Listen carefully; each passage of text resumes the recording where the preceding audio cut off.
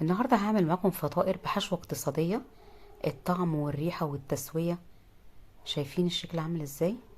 جامد قوي. شجعوني بلايك ويلا نسمي بسم الله. معايا كوباية من اللبن دافية، ممكن نستبدلها بمية دافية. بضيف عليها معلقتين كبار من السكر، كيس خميرة فورية. هقلبهم مع بعض.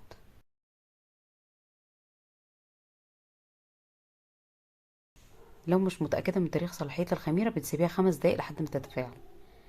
هضيف عليها الدقيق، نص كيلو من الدقيق متعدد الاستخدامات، اكون نخلاه كويس قوي.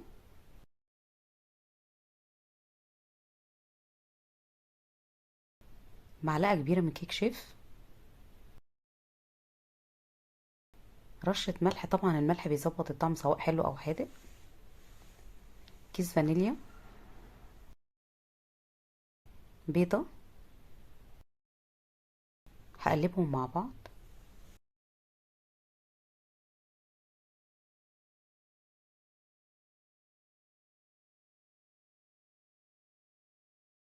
هعجن كويس قوي. هضيف المية بالتدريج، مية دافية حسب ما العجينة هتاخد معايا. ممكن لو مش عايزة استخدم مية ممكن استخدم لبن دافي. بلم العجينة بمعلقتين كبار من الزيت، اي زيت موجود عندي، وافضل اعجن في العجينة لحد ما الاقي العجينة تبقى معايا طرية في ايدي، والاقيها بتطلع من البولة كده، والاقي ايدي بقت نضيفة. شايفين العجينة عاملة معايا ازاي طرية وناعمة ازاي؟ لازم العجينة بتاعت المخبوزات تكون طرية وناعمة بالشكل ده. بجيب بولة بحط فيها نقطة زيت واحط فيها العجينة، بغطيها وبسيبها على جنب في مكان دافي علشان تخمر.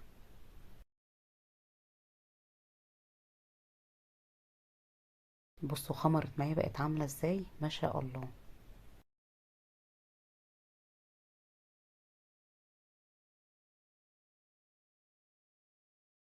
حاولوا تعملوا في بيتكم المعجنات، الفطائر، المخبوزات، المربى، الحلويات. حاجات في البيت بيبقى بركة وبيبقى ليها طعم تاني. هفرد العجينة على رشة من الدقيق على شكل مستطيل.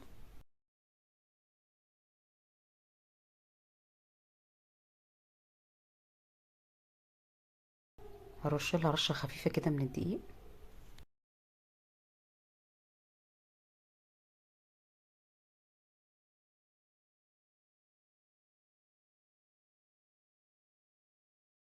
طبعا الفطائر اللي هعملها دي بتنفع لولادك في المدارس، تنفع للفطار مع كوبايه نسكافيه او شاي بلبن.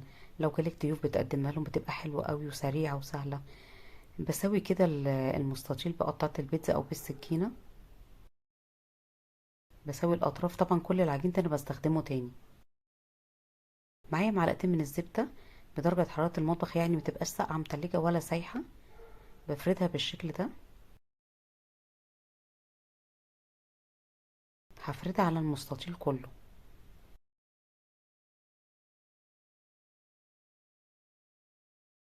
معايا 3 معالق كبار من السكر، بضيف عليهم معلقتين كبار من القرفة.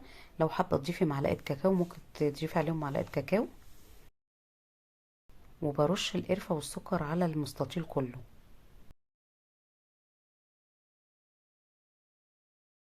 بالشكل ده.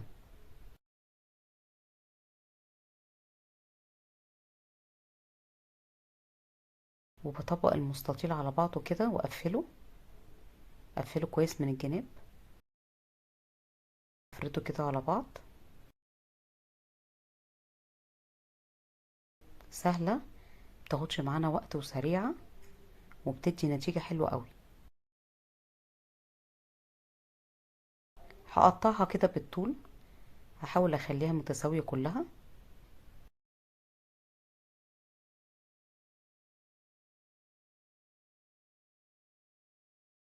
هطبقها كده على بعض بالشكل ده وهبرمها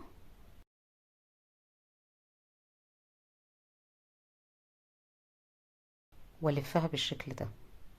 سهلة قوي. شايفين شكلها عامل ازاي؟ قمر.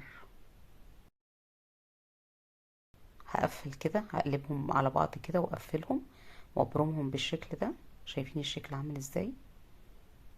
نعمل كمان واحدة، هطبق كده على بعض وابرمها بالشكل ده والفها كده. هجيب صينية بدهنها دهنة زيت بسيطة، هرص فيها الفطاير وهسيبها تخمر كمان ربع ساعة. لازم المعجنات بديها بتخمر قبل التشكيل، وبعد ما بشكلها بالشكل ده بسيبها كمان تخمر ربع ساعة.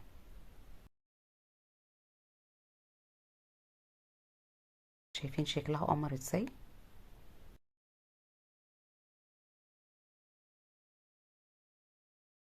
هغطيها واسيبها ربع ساعة تخمر.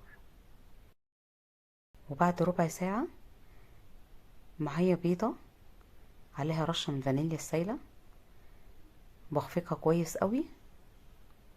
ممكن لو ما عنديش بيضة يبقى 3 معالق لبن عليهم معلقة سكر كبيرة عليهم رشة فانيليا، وادهن الوش بالشكل ده.